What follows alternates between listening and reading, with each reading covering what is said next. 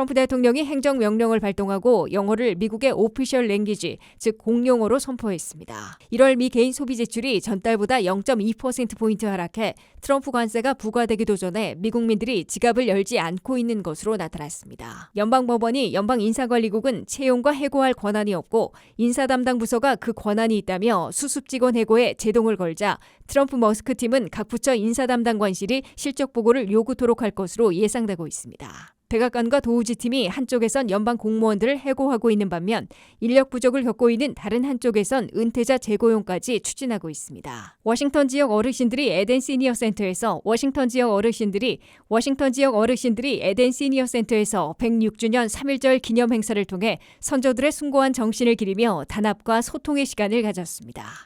시청자 여러분 안녕하십니까? 워싱턴 뉴스 투데이입니다. 트럼프 대통령이 행정명령을 통해 영어를 미국의 오피셜 랭귀지, 즉 공용어로 선포했습니다. 미 전역에서는 30여 개 주에서 입법을 통해 영어를 공용어로 채택하고 있지만 연방 차원에서는 때때로 시도됐다가 실패해 왔는데요. 이에 따라 이번 선포로 연방 차원에서 한국어 등 외국어 지원 등이 축소되지 않을지 우려가 나오고 있습니다. 한면태 기자의 보도입니다. 강경이민 정책의 표본 중 하나로 꼽혀본 영어의 미국 공용어 지정이 선포됐습니다. 영어를 쓰고 있는 미국에서 유일한 오피셜 랭귀지 공용어로 선포하는 게 당연한 일로 보이지만은 정부 문건이나 통번역 서비스 등에서 연방 지원이 대폭 축소되고 결국 끊기게 될 수 있어 이민 사회에서는 우려를 낳고 있습니다. 도널드 트럼프 대통령은 대통령 행정명령에 서명하고 영어를 미국의 오피셜 랭귀지, 즉 공용어로 지정한다고 선포했습니다. 트럼프 대통령이 영어를 미국 공용어로 선포한 것은 연방 차원에서는 250년에 가까운 미국 역사상 최초로 기록됐습니다. 미 전역에서는 30여 개 주에서 입법을 통해 영어를 공용어로 채택해놓고 있으나 연방 차원에서는 때때로 시도됐다가 반이민 정책으로 규정돼 실패해왔습니다. 그만큼 영어를 주로 쓰고 있는 미국에서 영어를 오피셜 랭귀지로 규정하는 것은 당연한 것으로 볼 수 있으나 미국이 이민의 나라로 스페인어, 중국어, 따갈로그어, 한국어에 이르기까지 여러 언어들도 광범위하게 쓰고 있기 때문에 이를 제한하라는 반이민 정책으로 간주되고 있습니다. 연방 센서스에 따르면 미국민 가정에서는 현재 78%가 영어만 사용하고 있다고 답하고 있습니다. 반면에 영어가 아닌 언어를 사용하고 있는 미국 거주민들은 전체 21.6%인 6,800만 명에 달하고 있습니다. 스페인어를 쓰는 라틴어들이 전체 14%인 4,350만 명이나 있고 중국어 350만, 따갈로그어 176만, 베트남어 157만, 한국어는 110만 명으로 8위를 기록하고 있습니다. 정부 정책이나 선거 안내서 등 문건에 영어 아닌 언어로 표기해 이민자들의 이해를 돕고 있고 통역 서비스까지 제공하고 있습니다. 백악관이 마련한 영어 공용어 선포를 위한 행정명령에는 정부 문건이나 서비스에서 영어가 아닌 언어로도 계속 유지할 것이라고 밝혔다고 월스트리트저널은 전했습니다. 하지만 영어가 공용어로 지정됨에 따라 적어도 연방 차원의 외국어 지원 예산은 대폭 삭감되고 결국은 없어질 것으로 예상되고 있습니다. 이미 트럼프 행정부는 DEI, 즉 다양성, 형평성, 포용성에 입각한 각종 이민사회나 이민옹호단체 지원을 거의 없애려 하고 있어 영어 공용어 선포에 맞춰 연방 언어 지원을 획기적으로 바꿀 것으로 확실시되고 있습니다. 연방 지원이 끊기면 이민자들이 많이 몰려 살고 있는 지역에서는 자체 예산으로 외국어 통번역 서비스를 지속할 것인지 아니면 축소할 것인지 선택해야 할 것으로 보입니다. 다만 사업체 간판에 영어만 쓰고 한글 등은 없애도록 하는 초강경 조치는 강요되지는 않을 것으로 예상되고 있습니다. WKTV 뉴스 한면택입니다. 미국의 1월 개인 소비 지출이 전달보다 0.2%포인트 하락했고 물가 인상을 적용하면 0.5%포인트 급락한 것이라고 연방 상무부가 발표했습니다. 이는 트럼프 관세가 부과되기도 전에 미국민들이 지갑을 열지 않고 있는 것으로 나타나 물가 급등 대신 경기 침체를 불러오지 않을지 우려의 목소리가 나오고 있습니다. 한면택 기자의 보도입니다. 2025년 미국 경제가 심상치 않은 먹구름에 휩싸이고 있습니다. 트럼프 관세가 부과되기 전부터 미국민들이 지갑을 열지 않고 있는 것으로 나타났습니다. 미국민들의 개인 소비 지출은 1월에 전달보다 0.2포인트 하락했다고 연방 상무부가 발표했습니다. 이는 물가가 1월에 0.3포인트 인상된 것을 감안하면 0.5포인트나 급락한 것으로 미 언론들은 지적하고 있습니다. 전달인 12월에는 개인 소비 지출이 0.8%나 증가했던 것에 비하면 1월에 마이너스로 대폭 후퇴한 것이어서 증가를 예측했던 경제 분석가들을 놀라게 하고 경기 침체 조짐은 아닌지 우려를 낳고 있습니다. 이에 따라 연준이 선호하는 1월의 PCE 개인 소비 지출 물가는 2.5%로 전달보다 0.1포인트 완화됐습니다. 식품과 에너지 가격을 제외한 코어 PCE, 즉 근원 개인 소비자 지출 물가는 2.6%로 전달의 2.8%보다 낮아졌습니다. 그러나 이는 물가 진정세로 보기 어렵고 미국민 소비자들이 지출을 줄였기 때문이어서 관세 여파까지 겹치면 악영향이 더 심해질 것으로 우려되고 있습니다. 트럼프 대통령이 막판 대반전이 없는 한 3월 4일부터 멕시코와 캐나다 수입품에는 25%, 중국산에는 20%의 추가 관세를 부과하면 미국 내 상품 가격의 인상은 피하지 못할 것으로 보입니다. 트럼프 대통령도 관세를 부과하면 미국민들이 단기적으로는 작은 고통을 느낄 수 있을 것이지만 장기적으로는 물가가 다시 내려가고 경제 성장에 도움이 될 것이라고 강조하고 있습니다. 트럼프 대통령의 공언대로 관세를 부과하면 단기적인 가격 상승에도 전반적인 미국 물가 급등, 인플레이션의 악화는 없을 수도 있을 것으로 경제 분석가들은 내다보고 있습니다. 그러나 이는 미국민들이 식료품과 휘발유, 의료와 신발, 전자와 가전제품 등에서 모두 가격이 크게 올라 물건을 덜 사게 되기 때문에 수익 감소, 소비 지출 감소에 따른 것이기에 더 큰 역작용이 우려되고 있습니다. 미국민들이 가격 인상으로 돈을 덜 쓰게 되면 소비 지출이 급감하게 되고 소비 지출의 70%나 의존하고 있는 미국 경제 성장이 제로 또는 마이너스 성장으로 경기 침체에 빠질 위험이 생기기 때문입니다.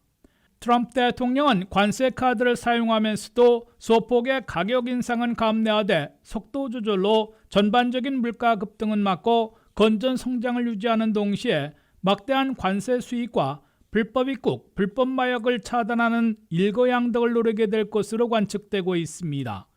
WKTV 뉴스 한면택입니다. 연방 공무원들 가운데 수습 직원들부터 무더기 해고해온 조치가 연방지방법원에서 중지 명령을 받았습니다.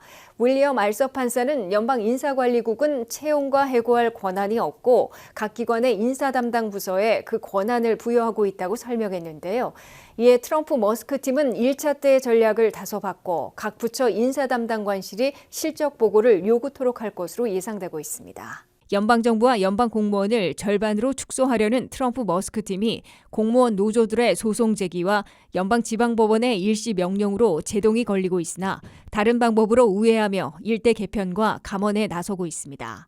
230만 연방 공무원 가운데 1년이 안 된 수습 직원 20만 명을 각 부처별로 해고해온 트럼프 머스크 팀은 공무원 노조의 소송 제기를 받아들인 연방지방법원에서 일단 제동이 걸렸습니다. 샌프란시스코 소재 연방지방법원의 윌리엄 알서 판사는 20여 곳의 연방기관들에서 해고된 수습직원들을 대표해 노조가 제기한 소송에서 연방정부의 수습직원 해고는 불법일 가능성이 있다면서 본안 심리까지 수습직원 해고를 중지하라고 명령했습니다. 윌리엄 알서 판사는 해고 통지를 한 연방인사관리국 OPM은 연방 공무원들의 인사를 관리할 뿐 채용과 해고할 권한은 없다며 연방의회는 각 연방정부 기관의 인사 담당 부서에 권한을 부여하고 있다고 설명했습니다. 이번 판결로 수습 직원 해고가 일시 중지될 수 있으나 OPM이 일괄 해고 통보를 하는 것이 아니라 각 부처의 인사 담당 부서에서 해고하면 합법이라는 판결이어서 이미 해고한 수습 직원들에게 부처별 이메일만 다시 보내는 방법을 쓸 것으로 예상되고 있습니다. 그 때문인지 트럼프 백악관과 머스크 도우지 팀은 연방 공무원 감원 작업을 지속할 움직임을 보이고 있습니다. 일주일 전 1차로 230만 명의 연방 공무원들에게 이메일을 보내 지난 주간 실적 5가지를 보고하라고 요구했다가 절반 이상으로부터 거부당한 경험을 살려 다소 수정한 2차 이메일을 이번 주말 다시 보내기로 했습니다. 2차 이메일에선 연방 인사관리국 OPM 명의로 보내는 것이 아니라 각 기관별 인사 담당관이 같은 내용의 이메일을 보내게 됩니다. 샌프란시스코 연방지법 판사가 지적한 대로 채용과 해고 권한을 가진 각 부처별로 이메일을 보내 실적 보고를 요구하고 응답하지 않은 공무원들은 해고한다는 방침입니다. 이에 따라 보다 직접적인 인사권을 행사하는 해당 부처 인사 담당관으로부터 2차 이메일을 받으면 거의 모든 연방 공무원들이 지난 한 주간의 실적을 보고하게 될 것으로 예상되고 있습니다. OMP 연방인사관리국이 보냈던 1차 이메일에는 230만 명의 연방 공무원 중에서 절반에 못 미치는 100만 명 정도는 회신한 것으로 백악관이 밝혔습니다. 기밀 업무를 취급하고 있는 16개 정보기관 총수인 D&I 국가정보국장과 카시파텔 FBI 국장, 국무부와 국방부, 국토안보부 등은 직원들에게 1차 이메일에는 응답하지 말라고 긴급 지시한 바 있습니다. 그러나 실제 인사권을 행사할 수 있는 각 부처 인사 담당관 명의로 보내는 이메일에는 응답하도록 해 연방공무원 거의 전원이 지난주 5가지 실적을 보고하게 될 것으로 보입니다. 트럼프 머스크 팀은 전주에 무엇을 했는지에 대해 답변하지 못하면 그 자리에 공무원이 없거나 필요 없는 자리임을 판단하고 해고 1순위로 삼을 것으로 공개 경고하고 있습니다.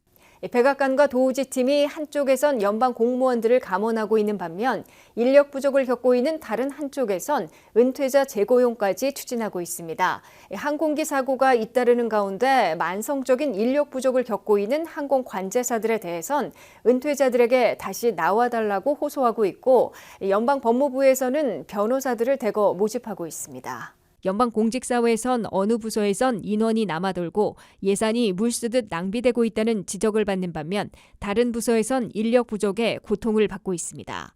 트럼프 백악관과 머스크 도우지 팀도 한편에선 무더기 해고를 강행하는 동시에 다른 한편에선 은퇴자 재고용과 변호사 채용 등에 나서고 있습니다. 머스크의 도우지 팀은 은퇴한 항공 관제사들과 안전 전문가들은 인력 부족을 감안해 다시 일터로 돌아올 것을 적극 고려해달라고 호소했습니다. 미 전역의 공항들 가운데 무려 90% 이상은 항공 관제사 부족 사태를 겪고 있습니다. 미 전역의 공항에서 일하고 있는 항공 관제사들은 현재 1,800명인데 이는 필요한 정원의 3,600명이나 적은 것으로 만성적인 인력 부족 사태에 빠져 있습니다. 특히 워싱턴 레이건 내셔널 공항 상공에서 민항기와 군 헬기가 공중 추돌하는 바람에 수많은 인명피해를 낸 후에도 의료항공기 추락, 경비행기 추락, 캐나다에서 여객기 전복 사고 등이 잇따라 항공 관제사 부족 사태가 큰 우려를 불러일으키고 있습니다.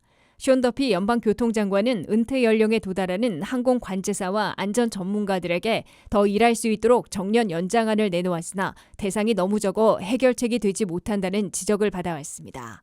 이에 앞서 도우지 팀은 수습 직원 해고에 있어 몇 가지 실수로 번복하는 조치를 취했습니다. 핵무기를 관리하는 핵무기안전청에서 해고했던 수습 직원 300명을 다시 불러들였으며 농무부 수습 직원들도 해고했다가 조류 독감에 대처하는 직원들은 원대 복귀시켰습니다. 또한 USAID 대외원조처 전체 직원 10,000여 명 중에서 연방 공무원 4,700명 중에 단 290명만 남기고 모두 해고하려다가 600명을 남겼습니다. 동시에 2,000명을 해고하겠다고 발표했다가 1,600명으로 줄여 해고했습니다. 항공 관제사들뿐만 아니라 연방 법무부에선 변호사 대거 채용에 나섰습니다. 정부 변호사들을 대거 고용해 각종 소송에 대처하려는 시도로 해석됩니다. 트럼프 행정부는 현재 출생 시민권 제한, 무더기 수습 공무원 해고 등 갖가지 정책 추진을 둘러싸고 소송을 당하고 있는데 이를 대처하는 연방 법무부에서 정부 변호사들이 더 필요해졌을 것으로 풀이됩니다. 트럼프 행정부는 출생 시민권 제한 조치는 미국 내 22개 주로부터 소송을 당해 4곳의 연방 지방법원들과 1곳의 연방 항소법원에서 모두 위헌이라는 판결을 받아 시행하지 못하고 있습니다. 연방자금 동결에선 존 로버츠 연방대법원장이 손을 들어줘 최초로 연방대법원에서 일시적으로 승리를 기록하고 있습니다. 연방 공무원들 가운데 수습직원 해고가 연방지법에서 제동이 걸렸으나 해고 주체를 OMP 연방인사관리국에서 각처 인사 담당관으로 바꾸면 지속할 수 있는 것으로 보입니다. 106주년 3.1절을 맞아 워싱턴 지역 어르신들이 에덴 시니어 센터에 모여 기념 행사를 가졌습니다. 어르신들은 독립만세를 뜨겁게 외치고 선조들의 숭고한 정신과 희생을 기리면서 단합과 소통의 시간을 가졌습니다. 홍의진 기자가 현장을 다녀왔습니다. 제106주년 3.1절을 맞아 워싱턴 지역 어르신들이 우렁찬 독립만세를 함께 외치며 선조들의 숭고한 정신과 희생을 기리는 기념행사를 에덴 시니어 센터에서 가졌습니다. 우태창 워싱턴 통합노인연합회 회장은 100세 시대의 어르신들을 모시고 독립만세를 함께 외치는 3.1절 행사를 개최했습니다. 만세산창합니다. 대한 독립 만세! 대한 독립 만세! 대한 독립 만세! 오늘은 106주년 3.1절 행사입니다. 워싱턴 통합노인에서는 에덴 시니어 센터에서 100여 명이 모시는 어르신들이 계시기 때문에 국토의 주권과 민족과 자유를 갖다가 되찾은 1919년 3월 1일 정오 12시를 대한민국에 대한 3.1 독립을 했습니다. 그래서 오늘 어르신들과 같이 그 당시 순국 순열에 대한 맹복을 빌면서 오늘 3.1절 행사를 하게 됩니다. 저는 오늘 그 행사에 있어가서 기념사를 하면서 조삼래 전 노인회장과 우태창 현 노인회장 부인들이 대형 태극기를 들고 선조들의 만세운동 정신을 되살리려는 모습을 보여줬습니다. 106년 전 유관순 열사를 비롯해 아온의 장터를 시작으로 들불처럼 번진 대한독립 만세운동 영상을 시청하면서 그때의 정신을 기억했습니다. 우태창 회장은 어르신들을 모시고 개최한 3.1절 기념식에 조기종 워싱턴 총영사관 관계자들이 외면한 데에 대해서 깊은 유감을 표했습니다. 조기준 총영사님에게 3.1절 기념식 참석해달라고 등기 편지를 보냈습니다.